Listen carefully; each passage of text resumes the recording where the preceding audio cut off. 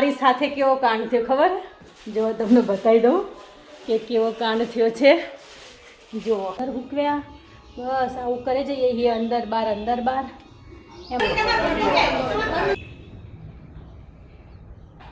રામદેવ પીરના દર્શન કરવા જેટલું ખાઈને ને હજુ ની પત્તાઈ જો. હેલો, ગુડ મોર્નિંગ, કેમ છો? જય શ્રી કૃષ્ણ. આજે છે શ્રાવણ મહિનાના દિવસો શરૂ થઈ ગયા છે. જુઓ જયેશ અમારા આવા રેડી થઈ ગયા છે દુકાન જવા માટે. તો હવે એ જશે દુકાન. પણ કાલ સાંજે કાંડ કેવો થયો ખબર? અમારે ધંધો છે ગેરેજનો, તો અમારી સાથે કેવો કાંડ થયો ખબર? જો તમને બતાવી દઉં કે કેવો કાંડ થયો છે. જુઓ જય શું થાય આના? બોલો, ઢોકણું વખાતું નહીં. ગેરેજવાળા હોવા છતાં પણ અમારા એક્ટિવાનું ઢાંકણું વખાતું નહીં. એટલે એવા આવી રીતના લઈને જશે જયેશ ગેરેજે. એટલે જુઓ આ પોઝિશનમાં વાખ્યું હોય અત્યારે, અને કાલ સાંજે લઈને અંદર મૂકી દીધું હતું. એટલે એવું ના હોય કે ગેરેજવાળા બધું કરી શકે. એમની ગાડી એ કોઈક બીજા ગેરેજવાળાને આપવી પડે, હે ને? કોકનો બીજાને વકરો કરાવવો પણ આખા દરિયાનું પાણી ના પીવાય. ચલો જય બહુચર. જો વાગી ગયા છે 12:30. કપડાં પહેલાં બહાર સૂકવ્યા, પાછા છાંટા આવ્યા, તે અંદર સૂકવ્યા. બસ આવું કરે જઈએ એ અંદર બાર એમાં ને એમાં અમારો ટાઈમ જાય છે. પણ આજે રસોઈ બનાવવાની નથી, એ તો અમારા ગુડ ન્યૂઝ. કેમ કે આજે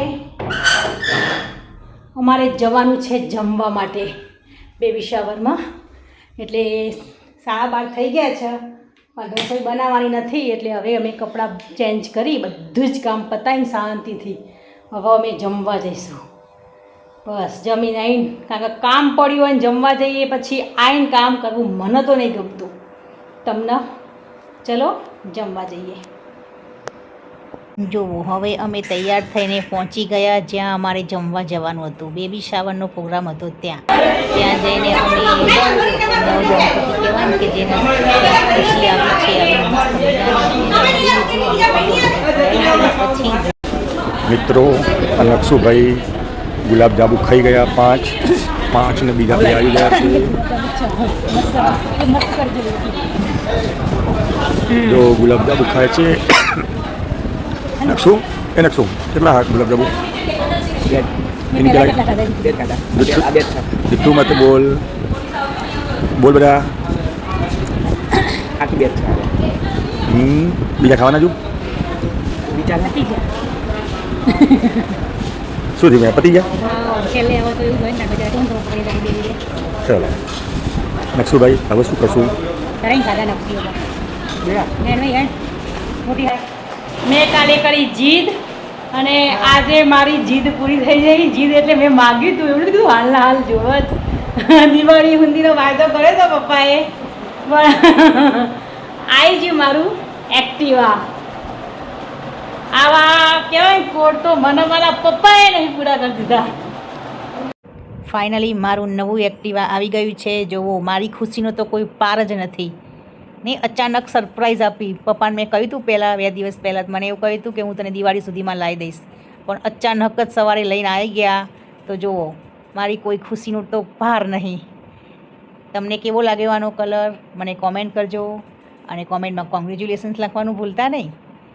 ચલો પછી મેં કરી લીધા, પૂજા કરી લીધી બધી જ કમ્પ્લેટ. ચાંદલા કર્યા, સાથીઓ દોર્યો, અને હરખમાં ફોટો પડાયા. જુઓ છે ને મસ્ત કલર મારી એક્ટિવાનો.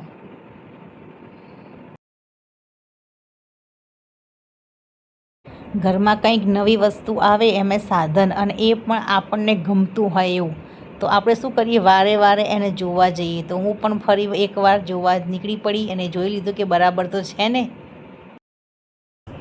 પછી મારે એક કામ હતું બેંકમાં, તો હું એ કામ પણ પતાવવા પહોંચી ગઈ. શાંતિથી એ કામ પણ પૂરું થઈ ગયું. આજે છે બીજ, અને હું મારો નક્ષુ જઈએ છીએ અમે રામદેવ પીરના દર્શન કરવા, બીજ ભરવા. જય બાબારી. જોવો આજે હતી બીજ તો અમે પહોંચી ગયા છીએ રામદેવ પીરના મંદિરે. ચલો તમને પણ કરાવી દઉં રામદેવ પીરના દર્શન. આજે રામદેવ પીર ભગવાને મને મોટામાં મોટી ખુશી આપી છે. Thank you Bhagwanji. આવા ને આવા ગુડ ન્યૂઝ અને આવા ને આવા સરપ્રાઈઝ આપતા રહેજો. જુઓ ભાવિ ભક્તોની ભીડ. હેલો મિત્રો, વાગી ગયા છે સાંજના 7:30 અને હું આજે બહાર ગઈ હતી તો આવી છું થોડી મોડી. તો જો મારે અને નક્ષુને છે શ્રાવણ મહિનો, એટલે અમે બપોરે જમ્યું હતું બાલીગોર જમવા બહાર જવાનું તે જગ્યાએ બેબી શાવરમાં. તો ત્યાં ભરપેટ જમી લીધું છે. એક ટાઈમ જમવાનું હોય એટલે સાંજનું મારું નક્ષું ફરાળ અને જયેશ માટે ભાખરી કરવાની. એટલે મેં બનાવી દીધું છે. જો ભાખરીનો લોટ બાંધી દીધો છે, સાબુદાણા પલાળી દીધા છે અને આ બટાકા બફાઈ ગયા છે. એટલે હું પહેલાં કરી દઈશ ભાખરી અને પછી બટાકા છોલીશ અને સાબુદાણાની બનાવીશ ખીચડી, જેથી જયેશને સાબુદાણાની ખીચડી ભાખરી અને ચા ખાઈ લેશે અને મારું અને નક્ષું એમ કે અમારા ત્રણેય જણનું થઈ જશે. તમારે શ્રાવણ મહિનો તમારા ઘરમાં કોઈએ કર્યો છે કે નથી કર્યો? જો કર્યો છે તો ઓમ નમઃ શિવાય કમેન્ટ લખો, હર હર બોલે. ચલો રસોઈ બનાવી દઈએ. જુઓ નકશું કંઈક લાવ્યો છે તો બૂમો પાડે છે. ચલો જોઈ લઈએ. મમ્મી બોલો. પપ્પા તમારે ગિફ્ટ લાયા. ખરેખર ડબ્બો તો કેવો મસ્ત હ. શું હોય ને બતાવજે. એવું વસ્તુ હોય ને જે તું ખાઈને ને હજુ ની પતઈ શું લગનના પેડા. મસ્ત કે સાચી વાત હો.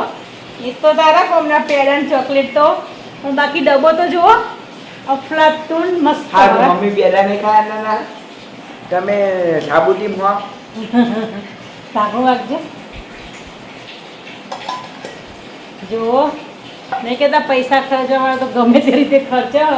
કેટલો હરખ હશે એમના ઘેર. એ પાછી દીકરી જન્મી હ, દીકરીની ખુશી હા આટલી બધી. બોલો વિચારો કરો. યોગેશ તથા ગાયત્રી લાડકવાળી અનાયા નામ પણ મસ્ત છે. અનાયા 100 વર્ષની થાય અને ડબ્બો તો તમારી ખુશી દેખાય જ છે.